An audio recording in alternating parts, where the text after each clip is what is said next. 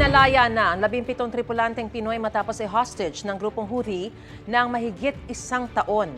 Mula sa Yemen, itinurn over sila sa gobyerno ng Oman kasama ang iba pang crew ng MV Galaxy Leader. Ayon sa Houthi media, pinalaya nila ang mga hostage bilang pakikiisa sa ceasefire sa pagitan ng Israel at Hamas. Ikinatuwa ni Pangulong Bongbong Marcos ang pagpapalaya sa mga Pinoy na nasa pangangalaga na raw ng ating embahada sa Muscat, Oman. Inaayos na ang pagpapauwi sa kanila sa Pilipinas. Nagpasalamat din ang Pangulo sa Omani government. November 2023 nang kubkubin ng Houthi ang MV Galaxy Leader mahigit 1 buwan matapos sumiklab ang gyera sa pagitan ng Israel at Hamas. Sinabi noon ni Foreign Affairs Undersecretary Eduardo de Vega sa panayam ng unang balita, tinarget ang barko dahil pagmamayari ito ng isang Israeli company.